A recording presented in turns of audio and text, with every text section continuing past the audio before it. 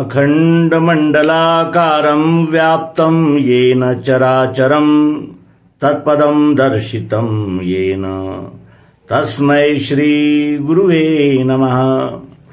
अज्ञानान्धस्य लोकस्य ज्ञानाञ्जनशलाकया चक्षुरुन्मीलितं येन तस्मै श्री गुरुवे नमः। गुरुर्ब्रह्मा गुरुर्विष्णू गुरुर्देवो महेश्वरा गुरुर्साक्षात् परब्रह्म तस्मै श्री गुरुवे नमः। पुंडलीकवरदा हरिविठ्ठल श्री ज्ञानदेव तुकाराम पंढरीनाथ महाराज की जय। अध्यात्म विश्वविज्ञान यूट्यूब चॅनलवर आपलं सर्वांचं हार्दिक मनपूर्वक स्वागत आहे। मित्रांनो, लहानपणापासून वारकरी संप्रदायामध्ये भजन, कीर्तन, प्रवचन आणि विविध प्रकारच्या उपक्रमांमध्ये सक्रिय सहभाग घडला आणि त्यामुळेच अध्यात्माविषयीची गोडी निर्माण झाली आणि त्या गोडीला पोषण देण्यासाठी, त्या गोडीला प्रोत्साहन देण्यासाठी अनेक संत महात्मे, अनेक कीर्तनकार, प्रवचनकारांचा सहवास घडला। त्यांनी दिलेल्या प्रेमाने आणि मार्गदर्शनाने अध्यात्माविषयीची गोडी अत्यंत वाढत गेली आणि पंढरपूर, देहू, आळंदी इत्यादी विविध स्थानांचा प्रवास झाला। दिंड्या, पताकांचे असे मेळे या दृष्टीने दिसले आणि त्या माध्यमाने या विश्वरूप परमात्म्याचं आज जे काही आमच्या ओंजळीमध्ये बोध आलेला आहे तो या लहानपणापासून झालेल्या वारकरी संप्रदायाच्या संस्कारामुळेच आहे, याची आम्हाला पूर्ण जाणीव आहे। अध्यात्म विज्ञान हे अनेक ग्रंथांमध्ये विखुरलेलं आहे। वेद, उपनिषद, आरण्यके, अनेक प्रकारच्या व्याख्या, 6 शास्त्र इत्यादीमध्ये ते अत्यंत विपुल प्रमाणामध्ये ठिकठिकाणी याचा उल्लेख आहे। विशेष म्हणजे ज्ञानेश्वरीमध्येही ज्ञानेश्वर महाराजांनी अध्यात्म विज्ञानच दिलेलं आहे, पण त्याची भाषा आणि त्यांची विद्वत्ता, त्यांनी काव्यात्मक रीतीने आपले विचार मांडले आहेत।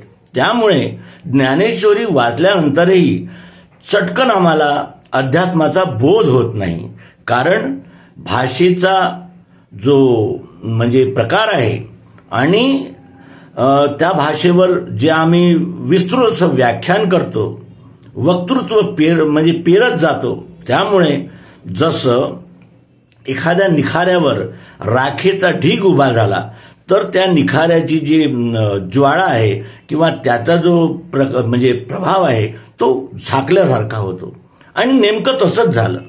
आम्ही संतांनी जे काही सांगितलं त्याचा बोध न घेता त्यावरच व्याख्या करत राहिलो आणि त्याला आपल्या मनोरंजनाचं म्हणा किंवा एक सांप्रदायिक आवरण त्याला दिलं आणि त्यामुळे ते सत्य झाकोळल्या गेलं। हरिपाठामध्ये श्री संत ज्ञानेश्वर महाराज म्हणतात, ज्ञानदेव म्हणे निवृत्ती निर्गुण दिधले संपूर्ण माझे हाती।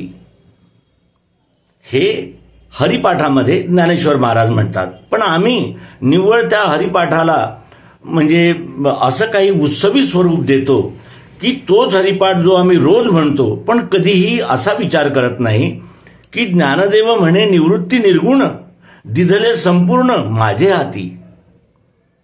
आणि जो नाममहिमा त्याच्यामध्ये नामामृत गोडी वैष्णवाला झाली, ती नामामृत गोडी काय आहे, नाम काय आहे, याचा आम्ही कधी शोधच घेतला नाही आणि शोध घेण्याचा प्रयत्नच केलेला नाही। यामुळे ते जनमानसामध्ये ज्ञानेश्वर महाराजांसारख्या प्रकांड पंडित आणि एक अत्यंत प्रगल्भ असे विचारवंत आणि आपल्या साहित्योन्मेषाने या मराठी विश्वामध्ये झळकत राहिलेले ज्ञानेश्वर महाराज हरिपाठ हा सामान्य भाषेमध्ये प्रस्तुत करतात. कारण त्यांनाही जाणीव होती की सर्वसामान्य माणसं भाषेच्या काठिण्यामुळे या सिद्धांतापर्यंत जाणार नाही. पण आपण हरिपाठाला एक सांप्रदायिक स्वरूप दिलं आहे. त्याच्यामुळे हे सत्य झाकोळल्या गेलं आहे आणि तेच सत्य सांगण्यासाठी संत महात्मे वारंवार येतात, आमचं मार्गदर्शन करतात, आम्हाला जागवतात. पण आम्ही संगीत आणि अनेक प्रकारच्या विविध रंजक आणि रोचक प्रकारामध्ये या सत्याला म्हणजे दुर्लक्षित करतो आणि शेवटी जे व्हायचं तेच होतं. कारण ज्ञानाशिवाय पुढची तयारीच होत नाही. ज्ञानाशिवाय पुढचं आम्हाला काही कळूच शकत नाही. कारण ज्ञान हा प्रकाश आहे. ज्ञानाच्या प्रकाशामध्येच साधना, कोणतीही साधना असो, ती फलद्रूप होते. आणि म्हणूनच या तुकाराम महाराजांच्या अभंगाचा विस्तृत असा विचार करण्यासाठी या अंकाचं आयोजन आम्ही या ठिकाणी केलेलं आहे. आपल्या सर्व मित्रांना आग्रहाची विनंती आहे की त्यांनी या म्हणजे एपिसोडला अवश्य पाहावं, वारंवार पाहावं. कारण याच्यामध्ये सद्गुरूंनी दिलेल्या युक्तीचा म्हणजे स्पष्टीकरण आलेलं आहे. चांगदेव 65 मध्ये कोणता उद्देश केला आहे चांगदेवांना त्याचा आम्ही विचार करत नाही. अमृतानुभवामध्ये काय म्हणतात ज्ञानेश्वर महाराज त्याचाही आम्हाला पत्ता नाही. आणि यामुळे अशा विविध उपलब्ध साहित्याचा, उपलब्ध परंपरेचा आम्ही उपयोग आपल्या उद्धारासाठी, अज्ञानातून, अंधश्रद्धेतून वर येण्यासाठी कधीच केलेला नाही. हे दुर्दैवानं या ठिकाणी नमूद करावं लागतं. आपण या अंकामध्ये तुकाराम महाराजांचा एक अत्यंत प्रसिद्ध असा अभंग निरूपणासाठी निवडला आहे. आपण या निरूपणाच्या द्वारे अध्यात्म विज्ञानाला जाणून घेण्याचा प्रयत्न करूया. अणुरेणू या थोकडा तुका आकाशा एवढा. श्री संत तुकाराम महाराजांच्या 4 चरणाच्या अभंगाचं हे ध्रुपद आहे. अणुरेणू या थोकडा तुका आकाशा एवढा. अणुरेणूपेक्षाही सूक्ष्म असणारा तुकाराम आकाशा एवढा झाला. ही शरीराने तर आपण जेवढे असतो तेवढेच असतो. पण जो हा मी आहे, हा मी शूद्र भावामध्ये फसला असल्यामुळे विभिन्न प्रकारच्या मीपणामध्ये हा म्हणजे गुरफटून जातो. जसं मी जीव आहे, हा माझा परिवार आहे, हे माझे लोक आहेत, हा माझा परिवेश आहे, हा माझा संप्रदाय आहे, हे माझं आहे, ते माझं आहे, ते माझं आहे. म्हणजे आपण संकुचित होत जातो. आणि थोकडे किती आहोत आपण, तर या विश्वाच्या पसाऱ्याकडे, या म्हणजे विस्तीर्ण पसरलेल्या या विराट अशा विश्वरूपाकडे जेव्हा आपण पाहतो तेव्हा आपल्या लक्षात येतं की या विश्वरूपाच्या तुलनेमध्ये आम्ही किती थोकडे आहोत. एका किटाणू इतकंही महत्व आपल्याला नाही. आणि आपण आलो तेव्हाही या विश्वाला काही अंतर झाला नाही. आणि आपण जाऊ तरी या विश्वाचं काही म्हणजे कमी जास्त होणार नाही. जन पळभर म्हणतील हाय हाय, मी जाता राहील कार्य काय. कवी बी यांनी या रचनेमध्ये वास्तव सांगितलेलं आहे. आणि इतका सूक्ष्म, इतका क्षुल्लक असा हा जीव तुका आकाशा एवढा कसा झाला. अणुरेणूया थोकडा. जेव्हा आपण बापामध्ये होतो तेव्हा त्या वीर्यामध्ये असलेला एक जीवाणू, आणि बापामध्ये येण्याच्या पूर्वी अन्नरूप होतो आपण. अन्नात भवन्ति भूतानि. अन्नापासून सगळे भूत मात्र, जीव मात्र निर्माण झालेले आहेत. म्हणजे अन्नामध्येही आपण होतो. आणि श्रीमद भगवद्गीतेमध्ये सांगितलेलं आहे की या जीवात्म्याचं स्वरूप जसं गंध असतो, म्हणजे सुगंध किंवा दुर्गंध, म्हणजे जसा वास असतो, फुलामध्ये वास असतो, तितकं सूक्ष्म स्वरूप या जीवात्म्याला असतं आणि ते आपल्या म्हणजे 5 ज्ञानेंद्रिय आणि मन बुद्धी अहंकार या साधनावर झालेल्या संस्काराला घेऊन हा जीवात्मा या शरीरातून बाहेर पडतो आणि तो एका पुरुषाच्या म्हणजे आपल्या स्वभावाशी तारतम्य असलेल्या सामंजस्य असलेल्या पुरुषाच्या अन्नावर बसतो. ते अन्न तो पुरुष सेवन करतो. त्या अन्नापासून वीर्य होते आणि वीर्यामध्ये हा जीवात्मा उपस्थित असतो आणि तो आईच्या गर्भामध्ये आईमध्ये प्रवेश करतो आणि तो जो सूक्ष्म म्हणजे मायक्रोस्कोपनं दिसला असता इतका तो सूक्ष्म जीवाणू गर्भामध्ये वाढतो आणि तो शरीर धारण करून बाहेर येतो. अणुरेणुया थोकडा त्या वीर्यामध्ये असलेल्या म्हणजे जंतूला पाहण्यासाठी मायक्रोस्कोपचा आधार घ्यावा लागतो तरी तो अत्यंत प्रयासाने दिसतो. तो अणुरेणुया थोकडा तुका आकाशा एवढा, तुका आकाशा एवढा झाला. म्हणजे तुकाराम महाराज म्हणतात की अणुरेणूपेक्षाही म्हणजे थोकडा असणारा मी तुकाराम आकाशा एवढा झाला. कसा झाला? सद्गुरु कृपेने झाला. कारण त्याला आपल्या अस्तित्वाची जाण झाली, त्याला आपल्या अस्तित्वाचा परिचय झाला आणि तो परिचय देणं हे सद्गुरूंचं कार्य आहे. सद्गुरूंचं वंदन सद्गुरू सारिखा असता पाठी राखा इतरांचा लेखा कोण करी असं संत का म्हणतात? असं का म्हणतात? कारण सद्गुरूच आपल्याला तो मार्ग दाखवतात ज्या मार्गाने आपल्याला आकाशा एवढं होता येतं. तर हे तुकाराम महाराज जे म्हणतात की अणुरेणुया थोकडा तुका आकाशा एवढा, तर तुकाराम महाराज आकाशा एवढे कसे बनले त्याचं मार्गदर्शन त्यांनी या अभंगाद्वारे केलेलं आहे. ते आपण हृदयस्थ करूया. तुकाराम महाराज म्हणतात की मी आकाशा एवढा विस्तार झाला माझा, मी आकाशा एवढा झालो आणि जेव्हा मी आकाशा एवढा झालो तेव्हा गिळूनी सांडिले कलेवर. कलेवर म्हणजे हे शरीर.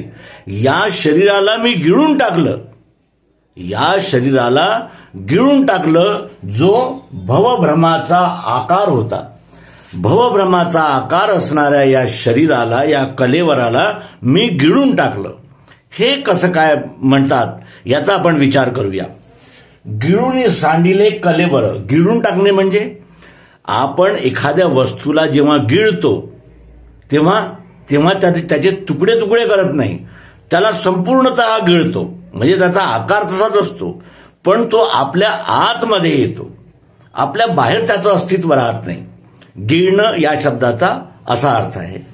तर गिळून सांडिले कलेवर आपण या शरीराला गिळून टाकलं म्हणजे जेव्हा आपल्या विशाल स्वरूपाची सद्गुरु कृपेनं आम्हाला जाण होते, आपल्याला सद्गुरु युक्तीने म्हणजे प्रत्यक्ष बोध होतो की मी शरीरामध्ये आहे पण मी केवळ शरीर नाही आहे. शरीर हे यंत्र आहे, त्या यंत्रामध्ये उपस्थित मी जीवात्मा आहे जो परमात्म्याचा अंश आहे. आणि जेव्हा आपल्याला आपल्या म्हणजे स्वरूपाची जाण होते तेव्हा या शरीराचा जो हा मीपणा आहे तो मग हे शरीर राहिलं का गेलं का या शरीराचे सुख दुःख महत्वाकांक्षा कल्पना या सगळ्या गिळल्या जातात. कारण त्या म्हणजे अमर आणि नित्य स्वरूपाच्या पुढे या शरीराला काय किंमत आहे. हे शरीर निर्माण होतं, काही दिवस राहतं आणि पुन्हा मग लय होतो याचा. म्हणजे हे उत्पत्ती स्थिती लयाच्या चक्रामध्ये फसलेलं हे जे शरीर आहे याचं महत्व केवळ यंत्रापुरतं राहतं. सध्या आपल्याला जर काही वेदना असल्या किंवा काही त्रास असला तर आपल्याला असं वाटते की हा त्रास मलाच होत आहे, पण तो त्रास आपल्याला होत नाहीये, आपल्या शरीराला होतो आहे. शरीर म्हणजेच मी, शरीर म्हणजेच मी, हे शरीर म्हणजेच माझं संपूर्ण स्वरूप आहे असं अज्ञानामुळे आपल्याला म्हणजे वाटत होतं. पण सद्गुरूची कृपा झाली, सद्गुरूंनी आत्मबोध दिल्यानंतर मग गिळून टाकिले कलेवर आणि हे कलेवर कसं आहे? भवभ्रमाचा आकार. हे भवभ्रमाचा आकार आहे. भवभ्रमाचा आकार सांगण्याचा, भव म्हणजे मोठा आणि भ्रम मोठ्यातल्या मोठ्या भ्रमाचा हा आकार आहे. या आकारामध्ये असल्यामुळे मी या पंथाचा आहे, मी या मताचा आहे, मला असं वाटते, मला तसं वाटते, मला असं पाहिजे, मला तसं पाहिजे, या मी आणि मला यांची म्हणजे काही मर्यादाच राहत नाही. हा भवभ्रमाचा आकार आहे. मी आणि माझं, तर मी केवळ शरीर आहे हा सर्वात मोठा भ्रम आहे. आणि मी जन्म घेतो, मी राहतो आणि माझा मृत्यू होतो, हाही मोठा भ्रम आहे. तर अशा अनेक मोठ्या मोठ्या भ्रमांचा जो आकार होता तो गिळून टाकिले कलेवर भवभ्रमाचा आकार. या भवभ्रमाच्या आकार असणाऱ्या शरीराला, कलेवराला मी गिळून टाकलं आहे. ते कसं गिळलं याचा आपण पुढच्या चरणामध्ये विचार करूया. सांडिली त्रिपुटी दीप उजळला घटी. सांडिली त्रिपुटी म्हणजे त्रिपुटीचा अतिक्रमण केलं. त्रिपुटी सांडली म्हणजे सोडली. त्रिपुटी सोडल्यानंतर मग काय झालं? दीप उजळला घटी. मग हा आत्मरूपी दीप या घटामध्ये, या शरीरामध्ये उजळला. म्हणजे याला आपल्या आत्मतत्वाची जाणीव झाली. ती जाणीव कशी होते? आणि त्रिपुटीला सांडणं म्हणजे त्रिपुटीचा साक्षी होणं म्हणजे काय हे जाणण्यासाठी आपल्याला विशेष विचार करावा लागेल. आणि हीच सद्गुरूंनी दिलेली देणगी आहे या जीवात्म्याला. हा जीव उद्भिज, स्वेदज, अंडज आणि जारज या चारी खाण्यांमध्ये प्रवास करीत करीत आज जारज खाणीच्या सर्वश्रेष्ठ मानव शरीरामध्ये आहे. पण मानव आणि याची अवस्था याच्यामध्ये किती अंतर आहे? तर जेव्हा आपण आहार, निद्रा, भय आणि मैथून याच्यामध्येच आपलं जीवन संपून जाते तेव्हा आपण पशु असतो. मग नंतर आपल्याला मला मन आहे, मनाच्या कल्पनेप्रमाणे, म्हणजे मनामध्ये निर्माण होणाऱ्या इच्छेप्रमाणे जेव्हा आपण जगायला लागतो तेव्हा आपण मनुष्य होतो. आणि पशु मनुष्यानंतर जेव्हा आपल्याला जाग येते की हा नरजन्म आपल्याला कशासाठी मिळालेला आहे, या नरजन्मामध्ये येऊन आपण काय केलं पाहिजे ज्यानं आपल्या या चारी खाणीमध्ये झालेल्या प्रवासाचा क्षीण जाईल आणि या नरजन्माचं परमसार्थक आपल्या हाती येईल, असं आपण काय केलं पाहिजे असा विचार जेव्हा आपल्या मनामध्ये उद्भवतो तेव्हा आपण नर होण्याच्या मार्गाला लागतो. आणि जेव्हा अध्यात्म प्राप्ती होते, सद्गुरूंची कृपा होते, सद्गुरूंनी दिलेला आत्मबोध आपल्या हृदयात ठसावतो तेव्हा आपण नर होतो. आणि नर हा अनन्य म्हणजे विश्वरूप परमात्म्याशी अनन्य झाल्यानंतर जेव्हा विश्वरूप परमात्म्याच्या सेवेमध्ये सादर होतो तो मग नारायण होण्याच्या मार्गाला लागतो. त्याच्यामुळे पशु मनुष्य नर ही अवस्था आहे. आणि या अवस्थेमध्ये आपण कोणत्या अवस्थेमध्ये आहोत हे फक्त आपणच जाणू शकतो, दुसरा जाणू शकत नाही. कारण आपणच आपलं आत्मविश्लेषण, आत्मनिरीक्षण करू शकतो. आणि हे आत्मनिरीक्षण करणे हाच अध्यात्माचा गाभा आहे. अध्यात्माची पहिली पायरी हीच आहे. तर चला तर मग आपण पाहूया ही त्रिपुटी म्हणजे काय आणि याचं अतिक्रमण कसं केलं जाते आणि याचं अतिक्रमण केल्यानंतर हा आत्मदीप या घटामध्ये कसा उजळतो हे आपण सद्गुरु युक्तीद्वारे जाणून घेण्याचा प्रयास करूया. क्षर, अक्षर आणि पुरुषोत्तम ही त्रिपुटी आहे. तर या त्रिपुटीला आपण क्रमशः जाणून घेऊया. क्षर म्हणजे काय? पृथ्वी, जल, अग्नी, वायू, आकाश, मन, बुद्धी आणि अहंकार या सर्वांचं समुच्चय स्वरूप म्हणजे क्षर आहे. याला क्षर का म्हणतात? कारण हे सतत रूपांतरण होत राहतं. सतत रूपांतरण होत राहिल्यामुळे ही गती स्वरूप याला क्षर म्हणतात. काही लोक याला प्रकृती म्हणतात, काही लोक माया म्हणतात. हिचे अनेक नाव आहेत. आणि ह्या क्षरामध्ये 8 अंग असतात. 8 अंग कोणते? पृथ्वी, जल, अग्नी, वायू आणि आकाश. सत्वगुण, रजोगुण आणि तमोगुण. आपण स्वतःकडे पाहिलं तर आपल्याला ईश्वरी प्रदत्त असे 8 साधनं मिळालेले आहेत. 8 साधनांनी आपल्याला या विश्वरूप परमात्म्याचा परिचय प्राप्त करून घ्यायचा आहे. तर सर्वप्रथम आपण क्षराला जाणून घेऊया. क्षरामध्ये 8 अंग आहेत. 8 अंग कोणते आहेत? त्याच्यामध्ये पृथ्वी, जल, अग्नी, वायू आणि आकाश हे सर्व प्रात्यक्षिक पद्धतीने आणि वैज्ञानिक पद्धतीने आपल्याला जाणायचं आहे. कारण हेच अनेक वेदांमध्ये, उपनिषदांमध्ये, अनेक ग्रंथांमध्ये, 6 शास्त्रांमध्ये हेच सांगितलेलं आहे. पण ते शब्दामध्ये आहे. ते शब्दामध्ये सांगितलेलं ज्ञान जोपर्यंत प्रत्यक्षतः प्रयोगाद्वारे आपल्या समक्ष येत नाही, यथार्थ रीतीने व्यक्त होत नाही, तोपर्यंत आपल्याला बोध अशक्य असतो. आणि हे सद्गुरूंचं महत्व आहे. सद्गुरू म्हणजे विस्तारानं अनेक शास्त्रांमध्ये, अनेक ग्रंथांमध्ये विखुरलेले हे सत्य प्रायोगिक पद्धतीनं आपल्या समोर ठेवतात.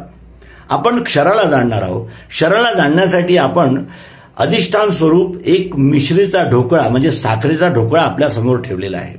या साखरेच्या ढोकळ्याच्या ठिकाणी स्वतःला ठेवून आणि स्वतःसहित एक एक कणाला या विश्वामध्ये उपस्थित एका एका वस्तूला, एका एका पदार्थाला आपण आपल्या समक्ष ठेवून हे पाहायचं आहे की या वस्तूमध्ये जे आहे तेच या वस्तूमध्ये आहे का, या वस्तूमध्ये आहे का, या वस्तूमध्ये आहे का, या सर्व चराचरामध्ये विखुरलेल्या सर्व वस्तूंमध्ये सामान्य तत्व काय आहे आणि कशाने हे विश्व बनलेलं आहे हे आपल्याला जाणून घ्यायचं आहे. सर्वप्रथम आपण कोणत्याही वस्तूकडे पाहतो तर डोळ्याने पाहतो. डोळ्याने आपल्याला वस्तूमध्ये रूप दिसतं. तर रूप इथेच आहे का? रूप इथेही आहे, इथेही आहे, इथेही आहे. काळं, पांढरं, हलकं म्हणजे पिवळं, असे अनेक प्रकारचे रंग रूपाने आपल्याला दिसतंय. पण डोळ्याने दिसते. आणि जोपर्यंत प्रकाश आहे, प्रकाशाच्या सहाय्यानेच हे डोळे रूप पाहतात. प्रकाशाने हे डोळे बनले आहेत. प्रकाश म्हणजे अग्नी, अग्नीने बनलेले डोळे आणि डोळ्याने दिसलेलं रूप. हे रूप इथेच नाही आहे, यच्चाव सृष्टीच्या एका एका कणाला रूप आहे आणि ते रूप डोळ्याने दिसतं. म्हणजे अग्नितत्वापासून बनलेले डोळे आणि डोळ्याने दिसणारं रूप हे त्रिपुटी आहे. अग्नी, नेत्र आणि रूप असा याप्रमाणे आपण या रूपाचं दर्शन सर्वत्र केलं. त्यानंतर आपल्याजवळ त्वचा आहे. त्वचेने आपण याला स्पर्श केला, तसा यालाही केला, यालाही केला, यालाही केला. जिथे जिथे आपण स्पर्श केला तिथे तिथे आपल्याला म्हणजे थंड आहे, गरम आहे, कडक आहे, मुलायम आहे याचा बोध झाला. तर या वस्तू सहित सर्वत्र स्पर्श, त्वचेने स्पर्श केल्याने जो आपल्याला जाणीव होते तो बोध कशामुळे होतो? वायूमुळे होतो. वायू तत्वाने ही त्वचा बनलेली आहे आणि जिथे जिथे आपण स्पर्श करू तिथे तिथे आपल्याला स्पर्शाचा अनुभव येईलच येईल. म्हणजे यच्चावत विश्वामध्ये वायू तत्वाने आपल्याला स्पर्शाचा अनुभव येतो. डोळे अग्नितत्वापासून बनले आहे, त्वचा ही वायू तत्वापासून बनलेली आहे. यानंतर आपण या वस्तूमध्ये आवाज आहे. तो आवाज असा येणार नाही, त्याला आपल्याला वाजवून पाहावं लागेल. मग आपण इथेही वाजवून पाहूया, इथेही वाजवून पाहूया, इथेही वाजवून पाहूया. यच्चावत विश्वामध्ये जिथे जिथे आपण वाजवून पाहू तिथे तिथे आपल्याला शब्द किंवा आवाजाचा बोध होईल, आवाज ऐकू येईल कानाने.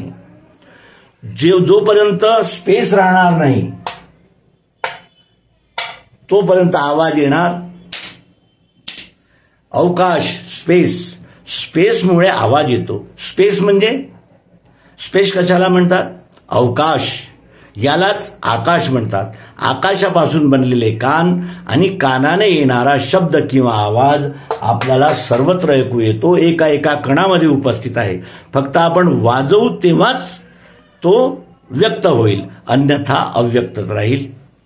यानंतर आपल्याकडे चौथं ज्ञानेंद्रिय आहे नाक. नाकाने आपण या वस्तूचा गंध घेतला. यच्चावत सृष्टीमध्ये जिथे जिथे आपण गंध घेऊ तिथे तिथे दुर्गंध, सुगंध हा येईलच. तर पृथ्वी तत्वापासून बनलेलं नाक आहे आणि नाकाने गंध सुगंध येणे दुर्गंध येणे हा गुण आहे. तर गंध हा पृथ्वी तत्वापासून नाकाने आपल्याला प्राप्त झालेला आहे. नाकाने आपल्याला गंध येतो. तर हा गंध या वस्तूसहित सर्वत्र व्याप्त आहे. हे आपल्याला चौथ्या म्हणजे ज्ञानेंद्रियाने माहीत पडलं. नंतर आपल्याकडे पाचवं ज्ञानेंद्रिय जे आहे ते आहे जिव्हा, जीभ. जीभ जर या वस्तूला लावली तर आपल्याला स्वादाचा अनुभव येतो. इथे लावली तर स्वादाचा अनुभव येतो, इथे लावली तर येतो. याच्यावर विश्वामध्ये जिथे जिथे आपण म्हणजे जीभ लावू तिथे तिथे आपल्याला रस किंवा स्वाद याचा अनुभव येतो. तर ही जीभ जलतत्वापासून बनलेली आहे. जलतत्वाने बनलेल्या जिभेने आपल्याला सर्वत्र स्वाद किंवा रसाचा अनुभव येतो. याप्रमाणे आपण डोळे, कान, नाक, जीभ आणि त्वचा यांनी शब्द, स्पर्श, रूप, रसगंध यांचा अनुभव घेतला. हे सर्वत्र आहेत, सर्वव्यापी आहे. आणि हे पृथ्वी, जल, अग्नी, वायू, आकाश या पंचमहाभूतापासून शब्द, स्पर्श, रूप, रसगंध हे आपल्याला या 5 ज्ञानेंद्रियाद्वारे अनुभवास येतात. यानंतर आपल्याजवळ सूक्ष्म साधन मन आहे.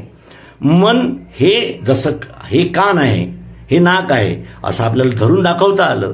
पण मन कुठे आहे हे दाखवता येणार नाही, कारण ते सूक्ष्म आहे. या शरीरामध्येच आहे पण ते कसं आहे, सूक्ष्म आहे. आणि सूक्ष्म साधनाने आपल्याला सूक्ष्म गोष्टी जाणता येतात. आपल्याला पाहायचं आहे की या वस्तूमध्ये 3 गुण कसे आहेत. सत्वगुण, रजोगुण आणि तमोगुण या वस्तू सहित या चराचर विश्वाच्या एकेका कणामध्ये, सजीवामध्ये, निर्जीवामध्ये, चरामध्ये, अचरामध्ये सगळीकडे कसं व्याप्त आहे हे आपल्याला पाहायचं आहे. ही वस्तू आपण प्रयोगासाठी निवडलेली आहे. या साखरेच्या ढोकळ्याला आपण बारीक करून तुपासोबत सेवन केलं तर आपल्याला खाताना म्हणजे स्निग्धता आणि गोडी या दोन्हींचं मिश्रण जेव्हा आपण खातानाही आपल्याला अत्यंत आनंद होतो. आणि तूप आणि साखर पोटात गेल्यानंतर पोटामध्ये असलेला दाहही शांत होतो. म्हणजे उपयोगातही चांगलं आणि परिणामामध्येही चांगलं. चांगलाच चांगला अनुभव सुरुवातीपासून शेवटपर्यंत येतो. त्याला शास्त्रीय भाषेमध्ये सत्वगुण म्हणतात. मग दुसरा आपण प्रयोग केला. याच वस्तूला आपण बारीक केलं आणि पाण्यासोबत सेवन केलं. पिताना आनंदच वाटला, कारण थंड थंड पाणी आणि त्यात गोडी साखर. पण पिल्यानंतर काय होईल, साखरेचा स्वभाव कसा आहे, शीतल आहे. ती डोक्यात चढली, आपल्याला सर्दी पडसं झालं आणि पोटामध्ये निव्वळ साखर गेली तर ती साखर कशी आहे, उष्ण स्वरूपाची आहे. त्यामुळे पोटामध्ये जळजळ निर्माण झाली, ऍसिडिटी निर्माण झाली. म्हणजे खाताना म्हणजे उपयोगामध्ये चांगलं आणि परिणामामध्ये वाईट. चांगलं वाईट मिश्रित अनुभवाला शास्त्रामध्ये रजोगुण म्हणतात. आणि ही वस्तू ठोस आहे. ही अशीच जर चावण्याचा प्रयत्न केला तर काय होईल, दात पडतील, हिरड्या झिजतील. म्हणजे खातानाही त्रास आणि पोटात निव्वळ साखर गेली तर काय होईल, पोटामध्ये दाह निर्माण होईल. म्हणजे उपयोगातही वाईट आणि परिणामातही वाईट. याला शास्त्रीय भाषेमध्ये तमोगुण म्हणतात. तर हे 3 गुण पृथ्वी, जल, अग्नी, वायू, आकाश, सतोगुण, रजोगुण, तमोगुण यांच्यापासून आपल्याला डोळे, कान, नाक, जीभ आणि त्वचा आणि सत्वगुणापासून आपल्याला मन, म्हणजे सत्वगुणापासून बुद्धी, रजोगुणापासून मन आणि तमोगुणापासून अहंकार प्राप्त झाला आहे. या 8 अंगाच्या समुच्चयाला क्षरभाव म्हणतात. हा क्षरभाव आहे. आणि या हे क्षरभाव सगुण साकार आहे. हा क्षरभाव जो आहे तो कसा आहे, सर्वव्यापक, सगुण आणि साकार हा क्षरभाव आहे. यानंतर आपण याच वस्तूमध्ये असलेला अक्षरभाव पाहूया. अक्षर का म्हणतात, कारण हा कधीच बदलत नाही. या वस्तूला आपण कितीही तोडू फोडू काहीही करू, पण याच्यामध्ये उपस्थित असलेला जो अक्षरभाव आहे, जी गोडी आहे, ती इंद्रियाने दिसत नाही, मनाने दिसत नाही, पण बुद्धीने दिसते. आणि ती केव्हा दिसते, उपयोग केल्यानंतर दिसते. त्याप्रमाणे आपल्यामध्ये हे 3 गुण आहेत, सत्वगुण, रजोगुण, तमोगुण. पण ते असे दिसत नाही.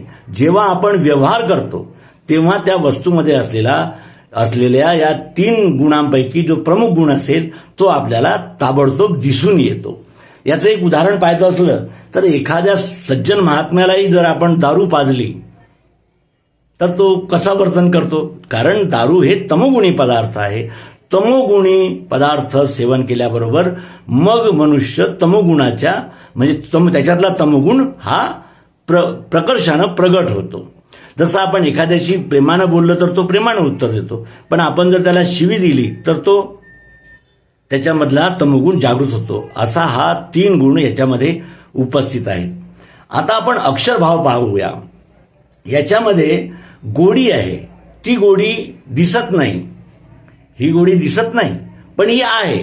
ही आहे आणि कुणीकडे आहे? आतमध्ये आहे की बाहेर आहे? इकडे आहे की तिकडे आहे? संपूर्ण गोडीनेच हा आकार धारण केलेला आहे. या वस्तूमधून गोडी वेगळी करता येत नाही. त्याचप्रमाणे शब्द, स्पर्श, रूप, रस, गंध, सत्वगुण, रजोगुण, तमोगुण हेही वेगळे करता येत नाही. हा जो अक्षरभाव आहे, चाहत, जरूरत, प्रियत्व, तर का प्रियत्व इथेच आहे? हे प्रिय नसतं तर इथे आलं असतं का? हे प्रिय नसतं तर इथे आलं असतं का? हे प्रिय नसतं तर या वस्तूमध्ये अशी कोणती वस्तू आहे जी प्रिय नाही आहे? आणि प्रिय आहे म्हणूनच अस्तित्व आहे. तर या वस्तूमधून या वस्तूचं महत्व काय आहे? गोडी आहे. गोडीची आवश्यकता आहे म्हणून ही वस्तू या ठिकाणी उपस्थित झालेली आहे. हा अक्षरभाव आहे, हा कधीच बदलत नाही. कोणत्याही वस्तूचे, जसं या चष्म्याचं उदाहरण घेऊया. हा चष्मा तुटेल फुटेल पण हा समाप्त होणार नाही, म्हणजे अस्तित्व राहील. आणि ते अस्तित्व कसं राहील? प्रियत्व रूपाने राहील. हे जे प्लास्टिक लागलेलं आहे हे प्लास्टिकच्या कारखान्यात जाईल आणि पुन्हा नवीन आकार धारण करून आपल्या समोर येईल. म्हणजे याचा कधीच नाश होत नाही. अविनाशी तत्व जे आहे, ज्याच्याविषयी भगवान श्रीकृष्णजी गीतेमध्ये सांगतात, तो भाव म्हणजे अक्षरभाव आहे. अक्षरभाव हा म्हणजे चाहत, अस्तित्व, प्रियत्व आणि भातित्व हा अक्षरभाव कधीच वस्तूला सोडून उपस्थित राहत नाही. या वस्तूनं म्हणजे गोडीनंच हा आकार धारण केलेला आहे आणि गोडी आणि आकार वेगळे वेगळे राहू शकत नाही. आणि या पदार्थापासून आपण शब्द, स्पर्श, रूप, रसगंध, सत्वगुण, रजोगुण, तमोगुण आणि अस्तित्व, भातित्व, प्रियत्व वेगळं वेगळं करू शकत नाही. कारण हे अनुस्यूत आहे, एकात्मा आहे. यांना वेगळं वेगळं करता येणार नाही. आता याच्यामध्ये सगळी दुनिया फसलेली आहे. काही लोक सगुण साकाराला सत्य मानतात, काही लोक निर्गुण निराकाराला सत्य मानतात. हे म्हणतात की जे दिसते तेच खरं आहे. आणि या आत्म्याला, अक्षर भूमिकेला मांडणारे म्हणतात की जे दिसत नाही तेच सत्य आहे. का? कारण हे रूपांतरण होते. पण हे रूपांतरण होतानाही संपत नाही, याचा नाश होत नाही. हेही रूपांतरण होताना नाश होत नाही. म्हणजे हे दोन्ही जे पक्ष आहेत ते अपूर्ण आहेत. जोपर्यंत सद्गुरूची कृपा होत नाही, सद्गुरूने दिलेला बोध आम्हाला मिळत नाही, तोपर्यंत आम्ही या द्वैतामध्येच फसले राहतो. काही लोक अक्षरला मानतात, काही लोक अक्षराला मानतात. पण सद्गुरू सांगतात या वस्तूमध्येच सत्वगुण, रजोगुण, तमोगुण, शब्द, स्पर्श, रूप, रस, गंध उपस्थित आहेत. याच वस्तूमध्ये निराकार, सर्वाकार, गोडी उपस्थित आहे. पण जेव्हा आपण याचं नाव ठेवतो तेव्हा हे सर्व घटक एकत्रित येतात. न याच्यापासून गोडी वेगळी करता येत, न याच्यापासून अष्टधाप म्हणजे क्षर वेगळा करता येत. हे संपूर्णाचं नाव असतं, वस्तूचं नाव असतं. इथे साखर नाव आहे, इथे शर्ट नाव आहे, इथे ब्लॅकबोर्ड नाव आहे, इथे कॅमेरा नाव आहे, इथे भिंत नाव आहे. या जगातल्या प्रत्येक वस्तूला काही ना काही नाव आहे. नाव हे पूर्णत्वाचं निदर्शक आहे आणि त्या नावालाच पुरुषोत्तम भाव असं म्हटलं आहे. नामाचा जो महिमा गायला गेला आहे, नामामृत गोडी वैष्णवाला धली. का बरं? ही नामामृत गोडी काय आहे? या पुरुषोत्तम भावाला जोपर्यंत आपण जाणत नाही, या वस्तूच्या नामाला जोपर्यंत जाणत नाही, तोपर्यंत आपलं हे द्वैत जे आहे, क्षर अक्षर, हे समाप्त होत नाही. आणि या त्रिपुटी, सांडिली त्रिपुटी, या त्रिपुटीचे जेव्हा आपण साक्षी होतो तेव्हा मी आत्मा आहे. नैनम छिंदंती शस्त्राणी नैनम दहती पावकाः. हा साक्षात यथार्थ प्रत्यक्ष बोध या जीवाला होतो तेव्हा ते उद्गार उमटतात. सांडिली त्रिपुटी दीप उजळीला घटी. सांडिली त्रिपुटी दीप उजळीला घटी. हा दीप या घटामध्ये उजळल्यानंतर काय होतं याचं विस्तारानं वर्णन तुकाराम महाराज शेवटच्या चरणात करतात, ते आपण पाहूया. तुका म्हणे आता उरलो उपकारापुरता. जेव्हा मी आत्मा आहे, सर्वव्यापी या विश्वरूप परमात्म्याचा अंश, हा जीवात्मा मी आहे, या विश्वाशी माझं अतूट असं अभेद्य असं नातं आहे. या विश्वाचाच मी अंग आहे. या विश्वातच उत्पत्ती आणि स्थितीचं हे चक्र चालत राहते. या विश्वाच्या आतमध्येच ही सगळी लीला चाललेली आहे. शब्द स्पर्श रूप रसगंध, सतोगुण रजोगुण तमोगुण आणि अस्तित्व प्रियत्व भातित्व यामध्येच हा सारा खेळ चाललेला आहे. मीही त्याच विश्वरूप विधात्याचा एक कण आहे. हे जेव्हा आपल्या लक्षात येतं तेव्हा मग आपल्यासाठी कोणती भूमिका स्थिर राहते.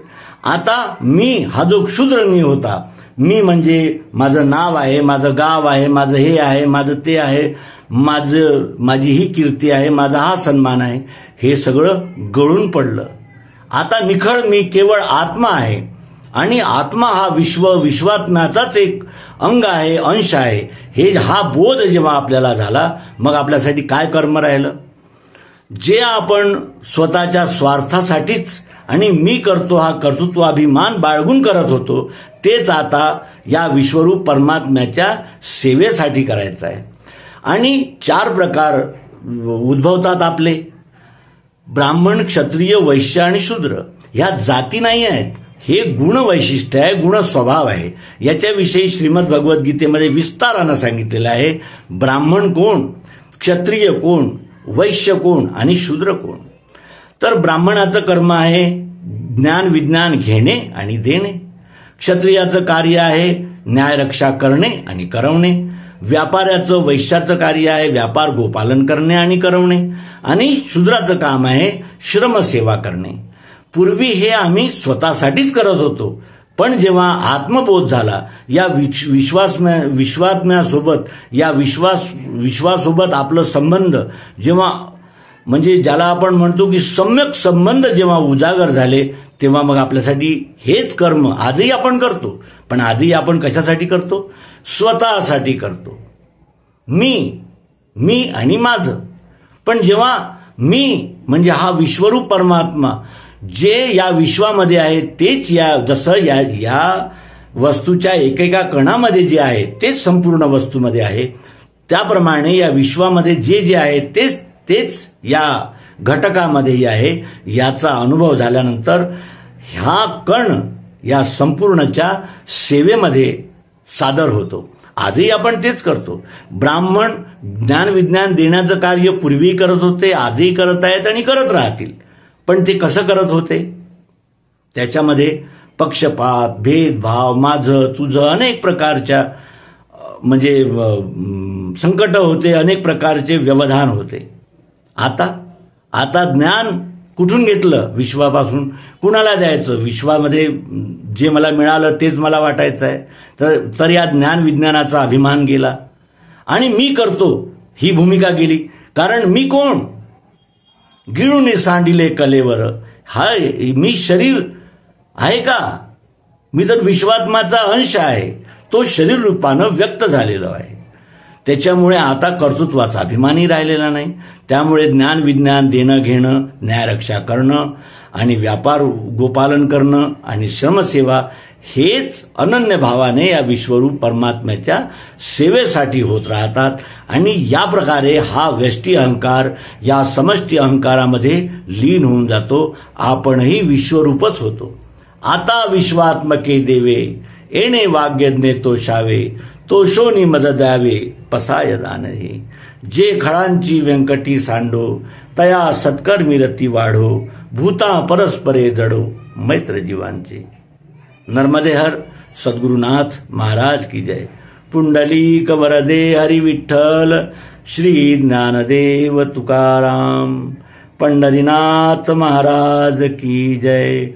विश्वरूप परमात्मा की जय. सद्गुरुनाथ महाराज की जय.